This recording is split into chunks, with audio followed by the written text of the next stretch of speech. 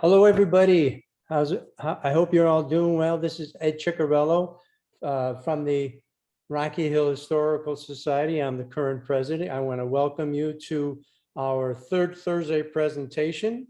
Tonight is August 19th. I do want to let you know we are recording this show, so just know that. Couple of things before we start. The program is called Boats on the Connecticut River.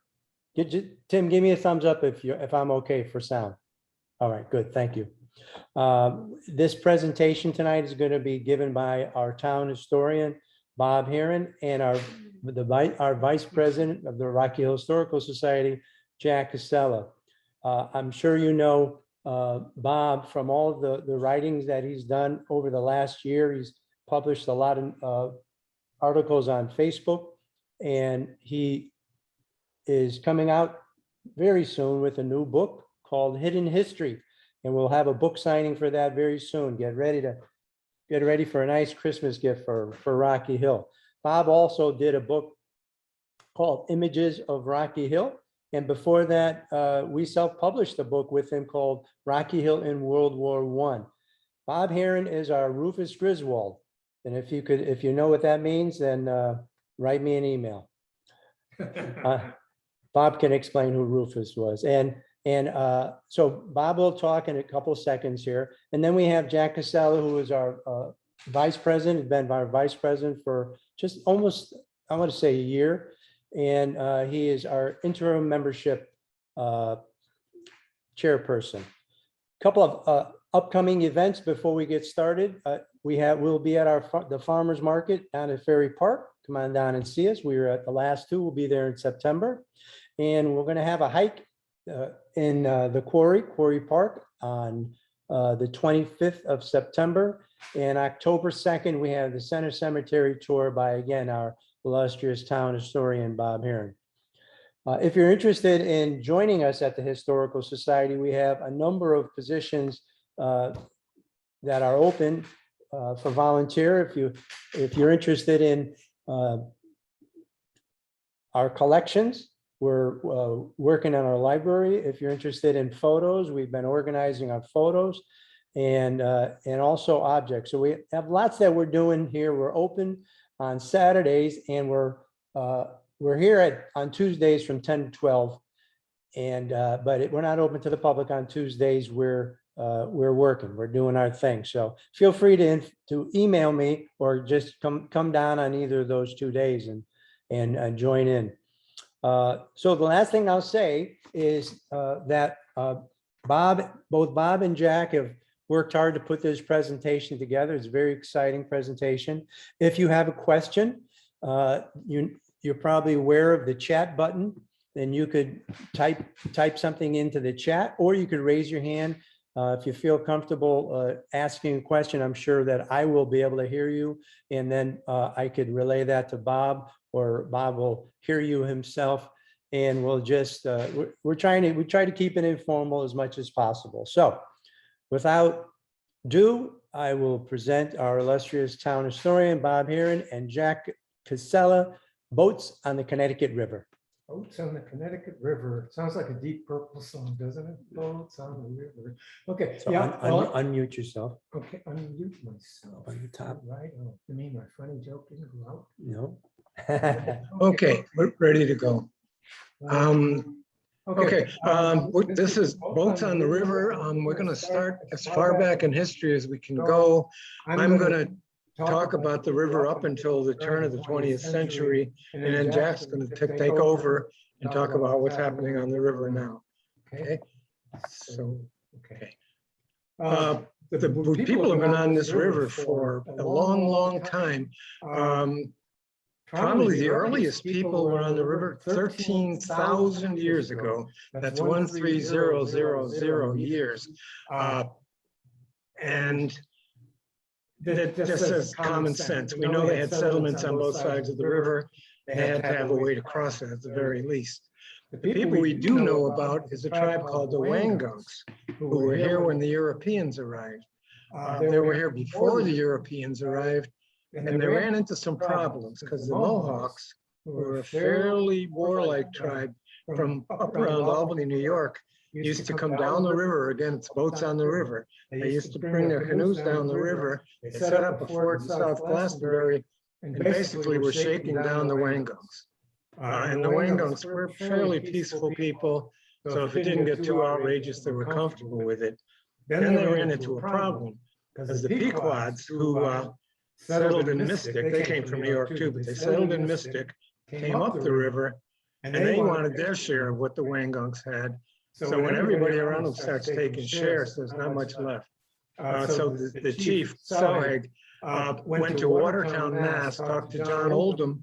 He wanted the Europeans to come and settle in what is now Wethersfield to basically fight off the Pequods and the Mohawks. Europeans had firearms, Europeans had edge weapons. They were really good war allies. Okay, so John Oldham loaded his people up. Again, this is about boats. He got on his sloop, sailed up the Connecticut River to Wethersfield, and they settled there. What the Wangongs didn't count on was that the Europeans were worse than the Mohawks and the Pequods. They started fencing off their land and writing deeds and just moving them out. Bad thing. So the arrival of the sloop was not good news for the Wangongs. Before the John Oldham's people arrived, you probably heard of Adrian Block. Block Island is named for him. He sailed up the river in this boat called the Onrush, excuse me, which is pretty well adapted for the river. It has a fairly shallow draft, and they actually went as far up the river as Enfield Falls, which is now Windsor Locks, came back and settled at Dutch Point in Hartford. Okay. The river, until they started dredging and improving, it was very hard to sail. So they came up the river and stayed. Okay. How did Rocky Hill become such a factor, you may wonder? At one time, around 1640, the river flowed like this. It went down, took a turn about where the motor vehicle department is now, went back up the river, and then came down again and ran down both sides of this little island, which was Great Island. About 1638, the river did something strange.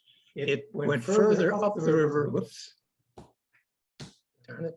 Okay, went further up the river and then came down again. The people in Wethersfield knew that the banks of this river were not stable and they had to do something. So what they did was they moved their port downriver to Rocky Hill. That's how we got to be a fairly prominent river port. Okay, so 1692, the inevitable happened. The river went straight down.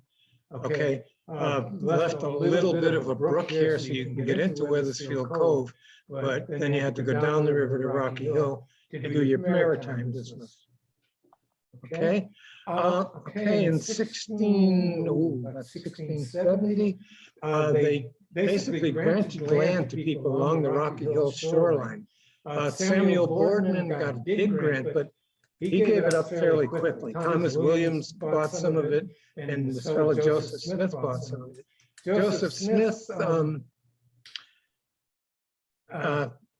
was one of the starters of the ferry. So the Smiths started the ferry. They bought all that land along the riverfront and owned almost all of the riverfront at one time.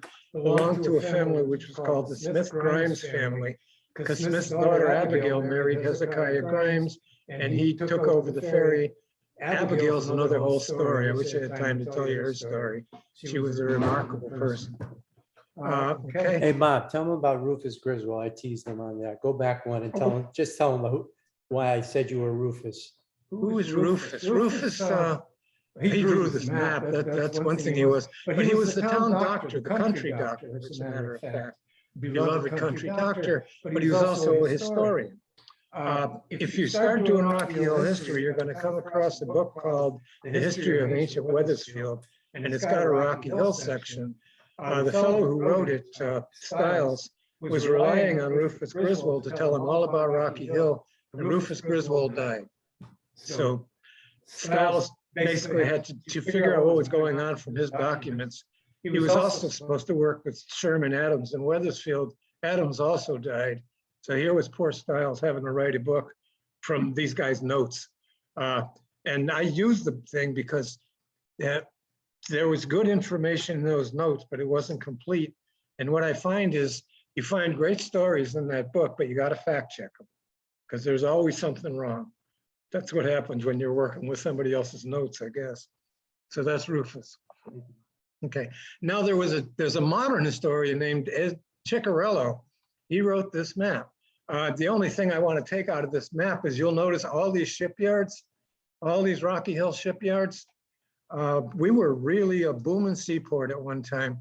If Ed had done South Glastonbury history, you could cross the river and there's 2 more shipyards on the other side. Okay, so we were a thriving river port, like I say, from about the 1750s to the 1820s. And I'll tell you what happened in the 1820s in a minute. But first of all, the cargoes that went out, you'll notice it's almost all agricultural goods and livestock. The livestock didn't go down the river. They usually herded this down in the London Turnpike and loaded up into London, because if you put a whole bunch of horses and cows on a boat, it's going to sink deep in the water and drag the bottom. So it was mostly agricultural goods, not livestock, that they carried. The cargo that comes in, I had to chuckle when I looked at that. Apparently they imported a lot of booze. Party time in Rocky Hill. It's kind of a lot of booze. They must have had a good time. If you look at the boats, okay, there is a chronology to this, because they started out with sloops, which are fairly small boats, these single-masted boats, because they had to get down the river and they really didn't want their boats dragging the bottom. Okay, so they started with sloops. Around the time of the Revolutionary War, they upgraded to schooners, which you'll notice are 2-masted boats, and they're somewhat bigger and they draw more water. Okay, during the Revolutionary War, they started building these brigs, which are really good-sized boats. They're about as big a sailboat as you can put on the river. Okay. Iron men and wooden ships, you may have heard that expression. You had to be pretty darn tough to sail in one of these wooden boats. Okay, things that happened to these guys, they got washed overboard. If you come to the cemetery tour in October, I'm going to talk about the Boardman family, where the father and son were both washed overboard at the same time on the same day in Indonesia. So we were world travelers and swashbucklers, Iron Men, really. Okay, some ships just disappeared. We don't know what happened to them. A real horror show, if you were a sailor, was disease, smallpox. If somebody got smallpox, everybody got smallpox. Scurvy. If you didn't get your share of citrus, you developed this gum disease, which was really awful. A lot of combat, I'll talk about that in a minute. A lot of them were killed in combat. Pretty horrible in these wooden ships, because what would happen was they'd fire a cannonball, it would go through the wooden hull, and what would happen, you'd get a spray of wood chips that were lethal. And it was pretty awful stuff. Okay, some of them were taken prisoner and died there. They didn't treat their prisoners well back in those days. Okay, what happened to the ships? Storms, weather took care of them. They sailed to the Caribbean a lot, and they sailed during hurricane season. So lots of excitement. There were several wars. The war of the Revolutionary War, the Quasi-War I'll talk about in a minute, and the French and the Spanish were involved there. And then the War of 1812. Another problem we ran into was pirates. Okay, I'll talk about all of that in a minute. That's why I hurried through it. Okay, you're navigating the river. You're going to run into problems, because until very recently, the river froze solid in the winter, which was a mixed blessing, because the ferry couldn't sail. But if you wanted to get something across the river, you just loaded it in a sleigh and went across the river. Okay. Okay. You know, if you live in Rocky Hill, that you get floods in the spring, you get some floods in the fall, and they used to be a problem on the river. A problem and a benefit, because the problem was that you had fast running water, you had things floating in the water. The benefit was the water was deeper, which is always a problem, because you didn't want your keel dragging bottom. It's not a good thing. And if it was deep, that was good. If it was shallow, that was bad. Okay. Something that I learned from Rufus, as a matter of fact, Rufus Griswold, is back in the heyday, back around, oh, say 1760, it took 2 weeks to sail from the Caribbean to the mouth of the Connecticut River. Once you got to the Connecticut River, it took 2 more weeks to get from Old Saybrook to Rocky Hill. So you run into problems. To some of the problems I've talked to already. One of the big ones is how deep the water was, okay? And how do you get around that? One way to get around it was to put your guys over the side. I just took a trip on the river last week, and I'm thinking what must have happened was the crew would take a rope and they would walk along the banks of the river, except the banks of the river aren't easy to walk along. So I'm guessing they were walking in the shallow water, pulling this boat behind them. Seems like a lot of work. Or you'd get out and you'd get in one of the tenders, you know, the rowboats, and just row up the river and tow the boat behind you. Okay. The problem you run into is there's a good chance you're going to run aground anyway. If you look at this picture called kedging, you'll notice the boat's keel is dragging on the bottom. So what you do is you take your anchor out, you probably put it in the tender, you roll it out in front of you, you drop the anchor, set it, you put the other end of the line on a winch, and you winch the boat up to the anchor. And then you repeat the process. And basically what you're doing is just dragging the boat along the bottom up the river. Now riding the boom, this looks like a drunken sailor to me. Believe it was.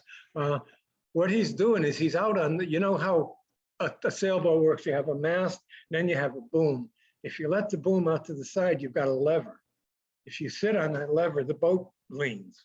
And when the boat leans, it draws less water. So you can move it, which is a neat trick to know if you're ever stuck on a sandbar. Okay. The Revolutionary War really lit a fire under our maritime industry. One of our more interesting revolutionary stories is about a ship called the Minerva, which looks an awful lot like this boat here. This boat is a brig, okay? Was built by William Griswold, who was born and raised in Wethersfield, went to find his fortune in London, came back as a ship's captain. So he did well, okay? And the state of, not the state, it was the colony of Connecticut at the time, commissioned him to build a warship, which was the Minerva, was a brig. At the time, the colony of Connecticut had its own navy. There was no national navy. There was, every state had its own navy, and we had our own warship. The problem with that was the first thing that happened was the Library of Congress wanted the crew to take the Minerva up to the St. Lawrence River and interdict trade at Quebec. And the crew said, we're from Connecticut, we're not going to Canada. And they all mutinied and took off. So they got another crew who also said, we're from Connecticut, we're not going to Canada. And they all took off. So the Minerva's time as a ship of the Connecticut Navy was fairly short, but they did have a good long-term history, okay? The Minerva became a privateer, and a very successful privateer at that. A privateer is a government licensed pirate, basically. They get a license from the state of Connecticut to attack enemy shipping, which they did fairly successfully. Matter of fact, part of their success story involved taking a British merchant ship called the Hannah and towing it into New Haven Harbor. The British didn't like this at all, okay? So what they did was, you remember Benedict Arnold? He was a bad guy by this time. He had given up West Point. He was born and raised in Norwich, Connecticut. So he went home. And what he did was he attacked New London, took New London, took both forts, and burned down the customs house. When he burned down the customs house, he burned down all of our maritime records. So we don't have a whole lot of history before the Revolutionary War. Benedict was not a nice person, okay? This Barnabas Dean was Silas Dean's brother. You probably know who Silas Dean was. They named a highway after him. He was the ambassador to France before Benjamin Franklin. He became a member of the Continental Congress. And in fact, he was on the Maritime Committee for the Continental Congress. This story may sound familiar. Barnabas went to his brother Silas and said, I want to build a privateer fleet. And Silas said, we can do that. And he did. One of his boats, one of his most notable boats, was a boat called the Revenge, which was built on the Hudson River, but I'm sure was anchored in the Connecticut River at one time or another. It went up to fight in the Battle of Penobscot Bay, which people don't really remember the Battle of Penobscot Bay, but it was the worst naval disaster for the United States until Pearl Harbor. I mean, it was carnage. And his boat was one of the many boats that was sunk in that battle. This picture, I don't know how much time I've got. I love this picture. I love this picture. If you look at this, you can see a brig and it's bearing down on a frigate, which is a much bigger ship, much better armed ship. You just have to say, this is foolhardy. Why is he doing this? Very good reason. One good reason is that he's got what they call the weather gauge. He's got the wind at his back. He's got a lot of room to maneuver. The frigate doesn't have many ways to sail. It can't sail into the wind. It really can't sail off the wind very gracefully with those square sails. What it can do is turn downwind, in which case this guy's going to pepper its rear end. Another problem it's going to run into sailing downwind is there's another brig downwind. So if he turns downwind, he's sailing right into that little brig.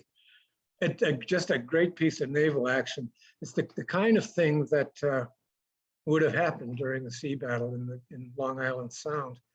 What else about this? Oh, just a little story I like is these guys were shallow draft. They could sail in shallow water. This guy wasn't. And what the Connecticut privateers would do, they would come out of the river, they would attack the British merchantmen. If the big British ships came after them, they'd head into the river and the British ships couldn't follow. So they could sit in Essex or someplace and just thumb their nose at them and there was nothing they could do. The British really hated that. Okay, this, a lot of words, I'm gonna say very little about this because I've already covered a lot of it, but after the Revolutionary War, we became a very successful seaport, traveled all over the world, sailed in these big brigs that were starting to improve the river. But we ran into a snag. The French were kind of mad at us because they were at war with Britain and they thought that we should be helping them to fight the British.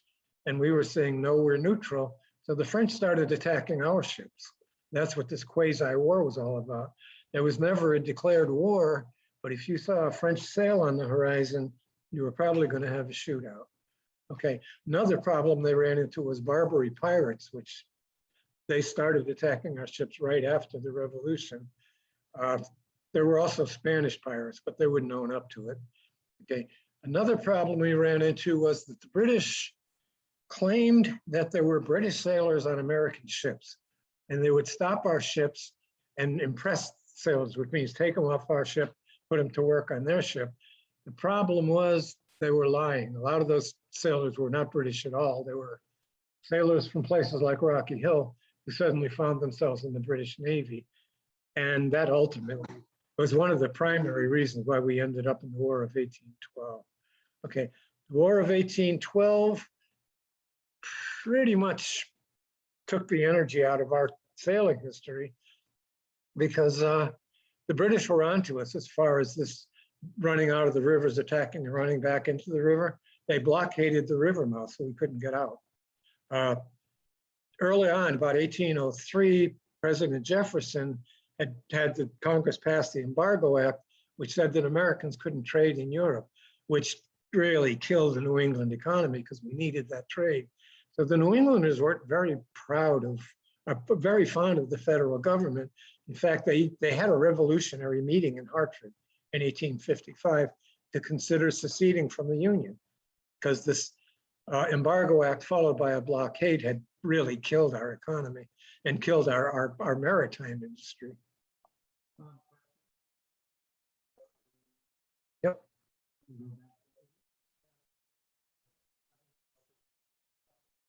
Oh, yeah, I can. There was a shipyard at Cirillo Park, the John Williams II shipyard. Basically, during the War of 1812, there were 5 ships tied up there that just rotted. They couldn't get out of the Connecticut River.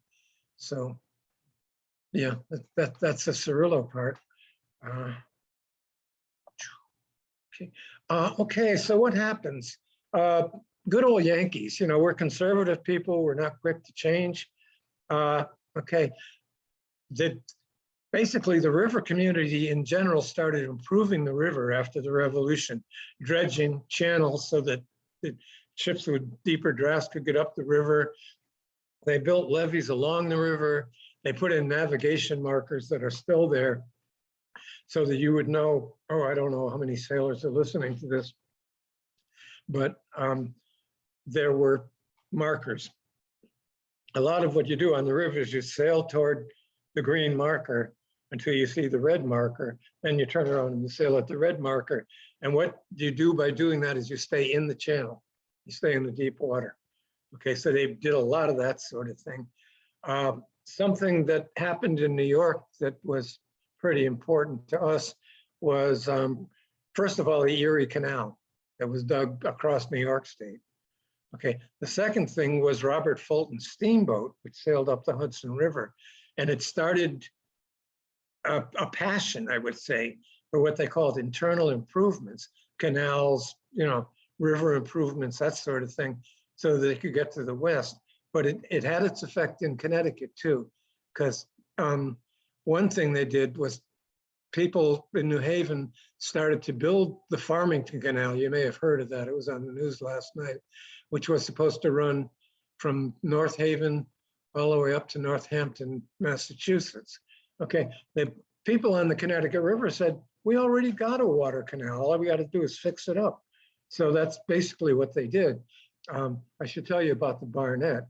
In 1826, the Barnett went up the Connecticut River, and as you can see, it drew 22 inches, which is less than 2 feet. So it could sail in very shallow water. And it sailed up the Connecticut River. They portaged it, which is carried it around the Enfield Falls, and then sailed it all the way up to a town that's called Barnett, Vermont now, in honor of that boat. And the people in Connecticut said, this is pretty cool. Too bad Enfield Falls is in the way.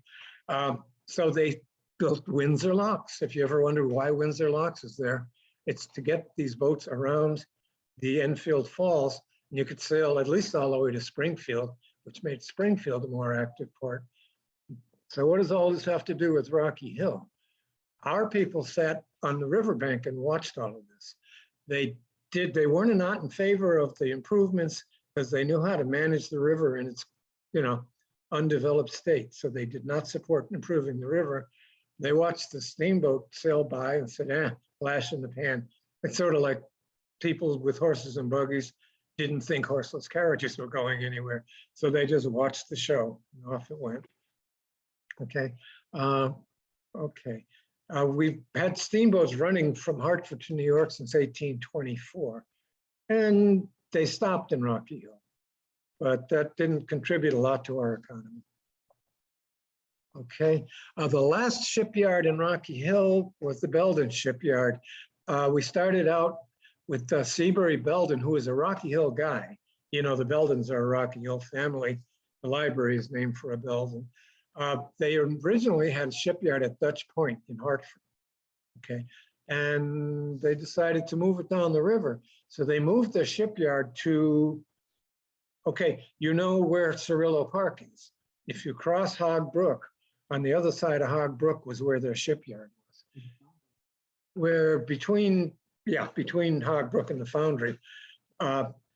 It looks nothing like that today because in the meantime, they built a storage tanks, an oil storage area, and the oil storage area changed the topography. So I went there with a guy with a metal detector a couple of years ago, and you had to be a mountain goat. It's all really steep hills, and you just can't walk it anymore. So it's changed a lot.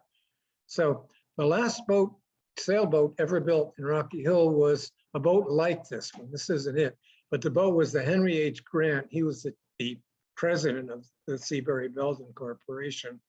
They named this boat after him, 3-masted schooner, good sized boat, nice boat, but it was also the last one.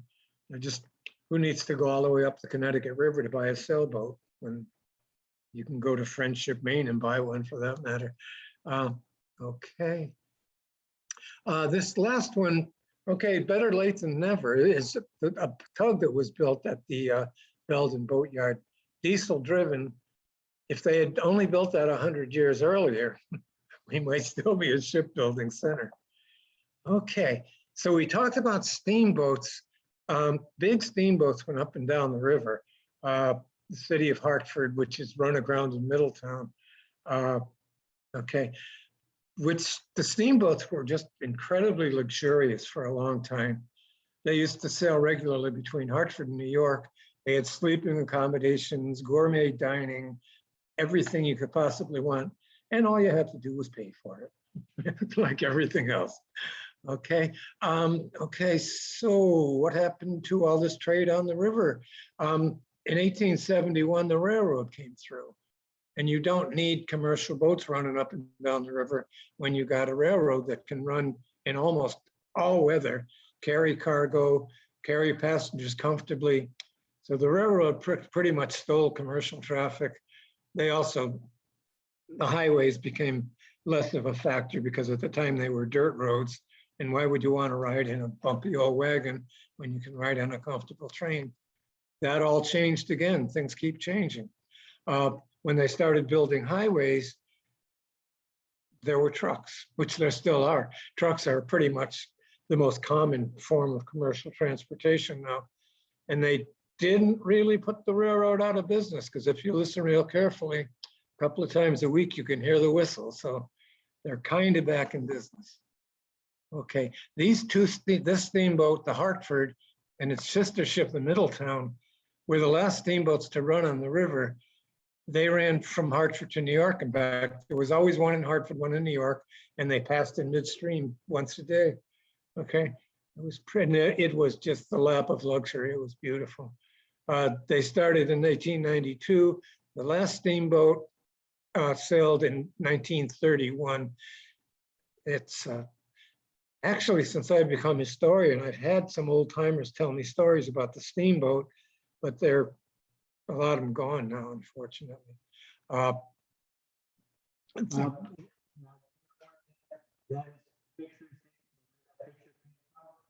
It came from our collection. Oh, all of these pictures came from our photograph collection, by the way. Thank you, photograph collection. Yeah, Mike Martino's stuff.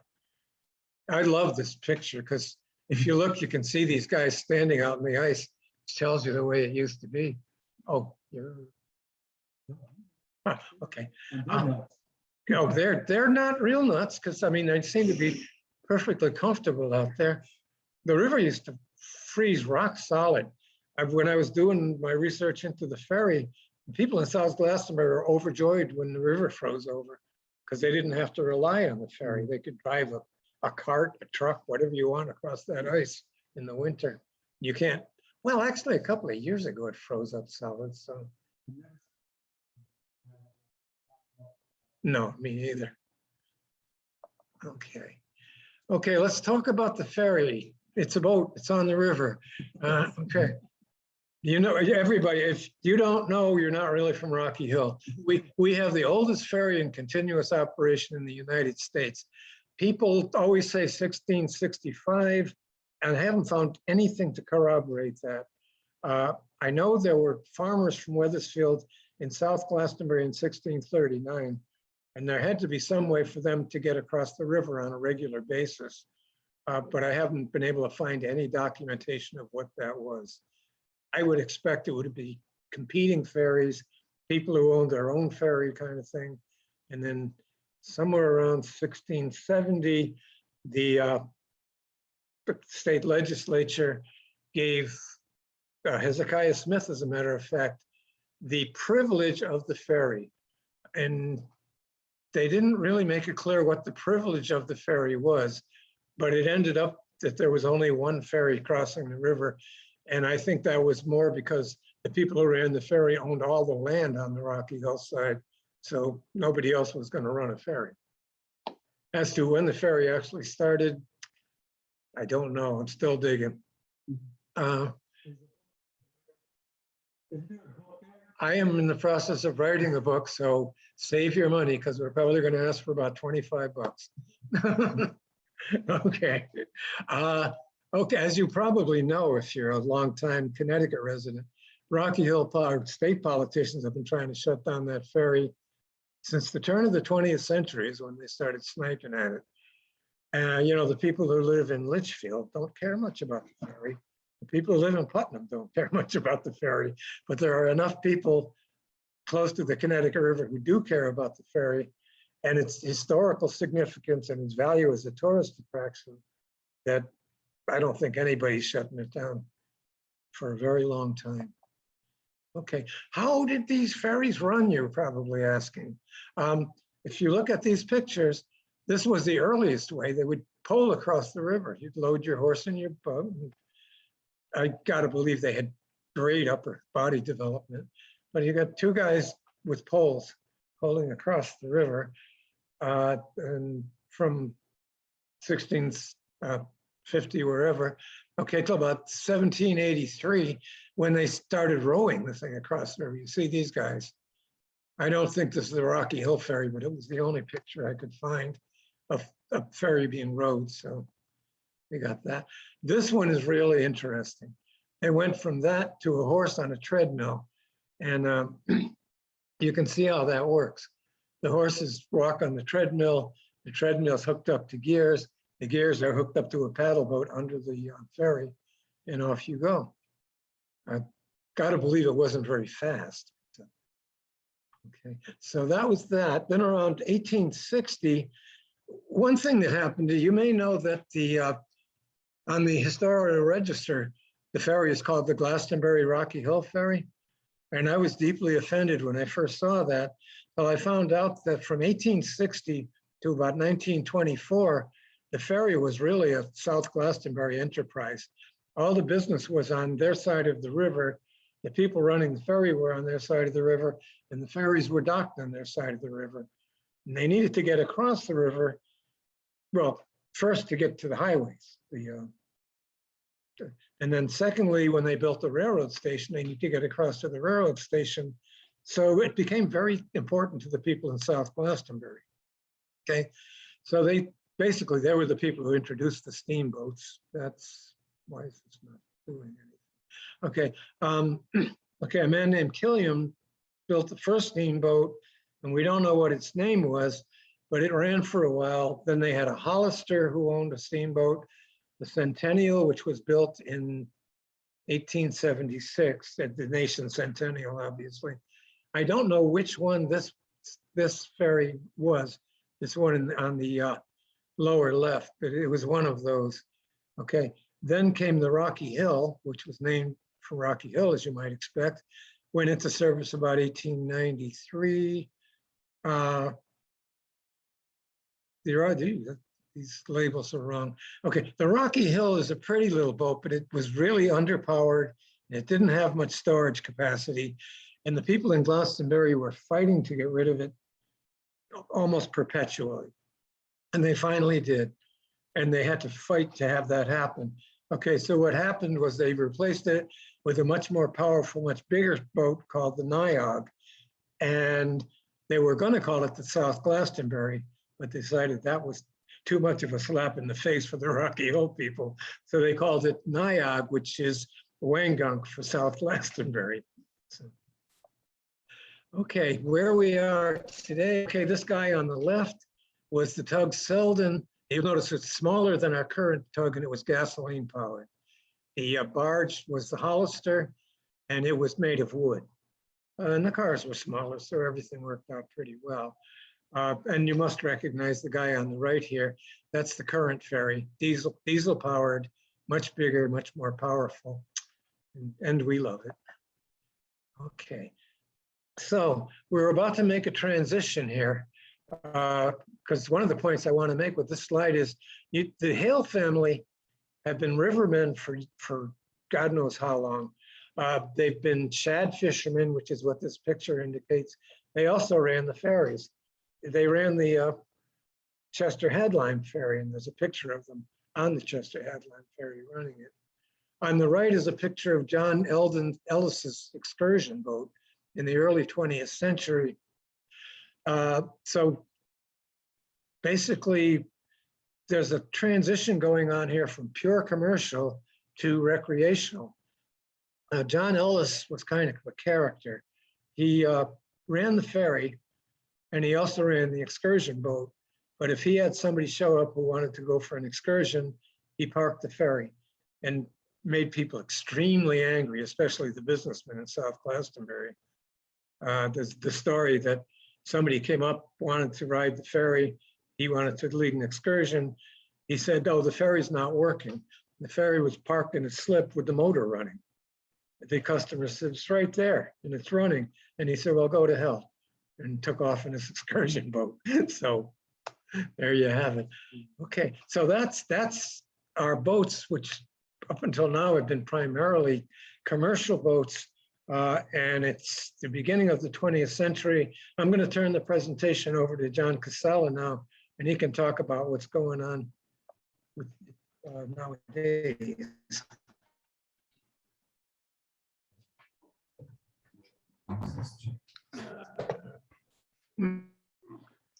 Okay, thank you, Bob. I know it still says Bob under the picture you're seeing, but I'm the younger version. All right, the changes in transportation that Bob described resulted in the evolution of the river from commercial to recreational use. Early in the 20th century, there was an increased awareness that over time, the upstream pollution affected fishing and boating interests and significantly impacted the enjoyment of the beautiful natural resource. The population and industry growth of the late 1800s caused the river to become unusable for boating, fishing, and swimming due to poor water quality. The river was impacted by the dams, factories, and mills, resulting in a deterioration of the riverbanks along with heavy floods in 1854, 1862, 1909, and 1932. The record flood of March 1936, which is depicted in this picture, and you can see there's a circle around an oil tank floating down the river here in Rocky Hill. And the 1938 hurricane prompted environmentalists and conservationists to take action to preserve the river from further deterioration. The Connecticut River Watershed Council was formed in 1950s and sponsored legislation to clean up the river, restore its wildlife, and preserve the wetlands. My personal experience in the late 1960s was that my boat was moored in the river in Portland, Connecticut, and required frequent cleaning of the bottom to remove accumulated oil and sludge. That heavy residue affected the speed and handling of the boat, so it had to be cleaned fairly often. Starting in 1967, the legislation, the Public Act number 57, prohibited pollution from industry and water treatment facilities. The act set the first Connecticut water quality standards ever established. The Connecticut DEP, Department of Environmental Protection, was created in 1971, and regulation was passed in 1973, allowing DEP to level penalties through the Economic Enforcement Act for non-compliance.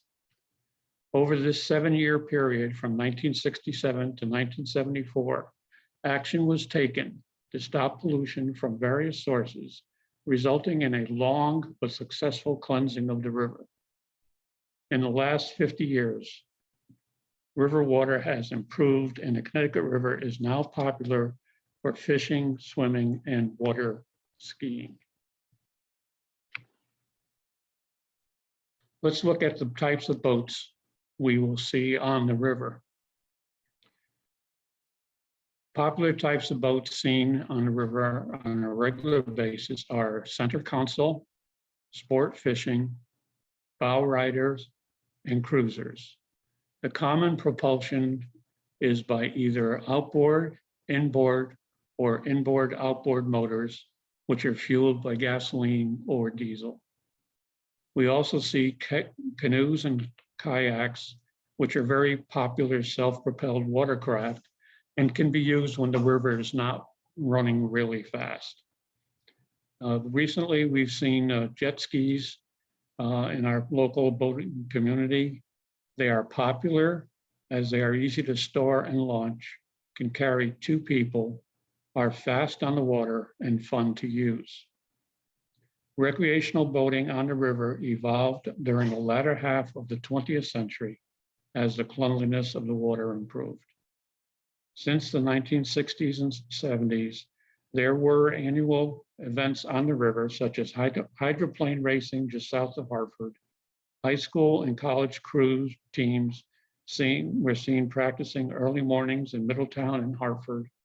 A couple of Bass Masters fishing tournaments were held in Hartford, as well as a dragon boat race, which was held in 2019.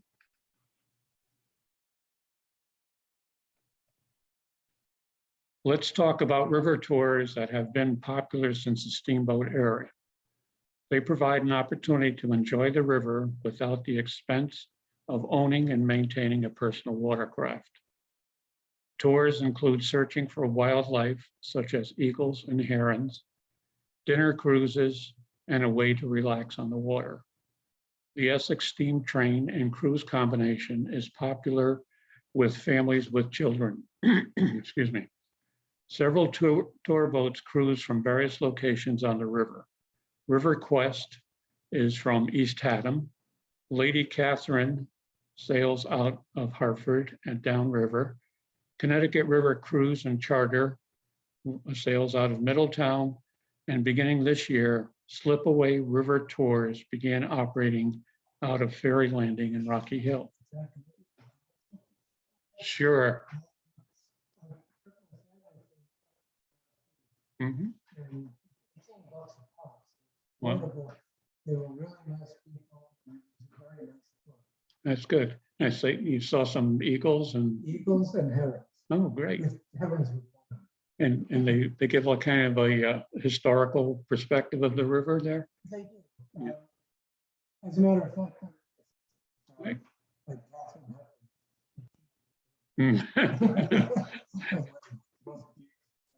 Yeah, exactly. Exactly. Thank you, Bob, for sharing that. There's a new concept involving membership in a club that has boat rental membership plans available at a cost, of course. It's run by Freedom Boat Club in Deep River, and they use 22 to 24-foot power boats. I believe they rent pontoon boats that are they easily carry several guests. So if that's something that you're interested in, you can rent one of those and spend a day on the water.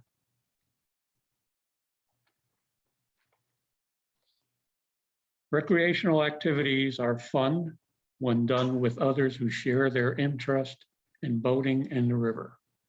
The occasional adult beverage may be part of the fun had that day. Several boat and yacht clubs enable boaters to enjoy parties, dancing, impromptu gatherings, and regattas. There are clubs on the river in Chester, like the Middletown Yacht Club, Portland, the Meriden Motorboat Club, and Cromwell Outboard Association.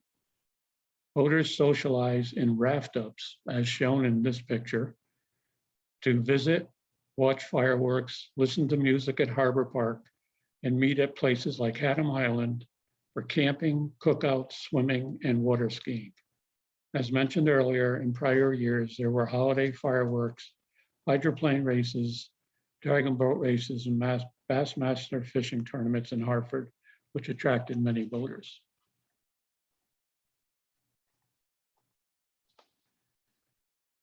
No discussion of the Connecticut River would be complete without mentioning our own Ferry Landing. Ferry Landing, also known as Ferry Park, is the centerpiece of the river activity south of Hartford, with some lovely views. It is popular with boaters and non-boaters alike due to its natural access to the Connecticut River. Boat launching ramps are heavily used on warmer weekends, and various recreational watercraft can be seen. At times, watching the launching and retrieving of vessels can be very entertaining. Fishing piers and docks attract fishermen as well as visitors who enjoy being close to the river. It is home to the Rocky Hill Glastonbury Ferry, and yes, I call it Rocky Hill Glastonbury, not Glastonbury Rocky Hill. And the rescue boat for local police and fire first responders. A shaded grassy area attracts residents for picnics, sunbathing, fishing, and visiting with friends. A snack bar with tables overlooking the beautiful river views is a recent addition. This business is very popular at all times of the day and is frequented by residents as well as visitors in Rocky Hill. Rocky Hill's Farmers Market is held there during the summer months, and the shaded grassy area provides a great venue for other sponsored activities. So that's the extent of what I have to say about modern day. Let's see if I can get back to the original. Yeah, do it. We can stop it here at this point. Okay, okay. So first of all, are there any questions or comments that anyone has that either Bob or I might be able to answer? Feel free just to raise your hand or turn yourself, take your microphone and put it off of mute. And if you have a question, that was a great presentation, guys. I appreciate that. I learned a few things. I didn't realize about the Windsor locks. I taught at Windsor locks when I student taught years and years ago, but I never really knew that Windsor locks was to get you around Enfield Falls. Yeah. So I think something that- new I think learned the tonight. ruins are still there, aren't they? The what? I'm sure. Yes, absolutely. I think, Lisa says, we got a chat here. Lisa from Lisa says, well done. Thank you so much for sharing information with us.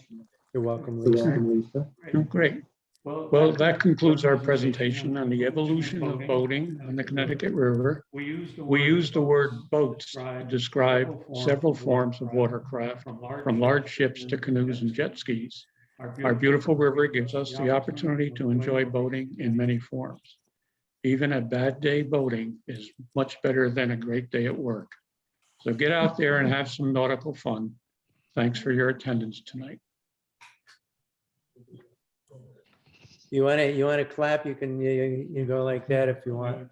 There we go. Thanks again, folks, to Bob here and our town historian. Wave, Bob. You can see Bob. Actually, his name is under Jack Casella. Yeah, I'll wait for you. We're sharing the old-fashioned way. We shared computers tonight, and thanks to Jack Casella for doing this program as well. All right, folks, we'll see you at the farmers market. See you at our next month's Quarry Park hike or Center Cemetery tour, or come on down and visit us and do some history. All right. Have a good night. Bye bye. And you.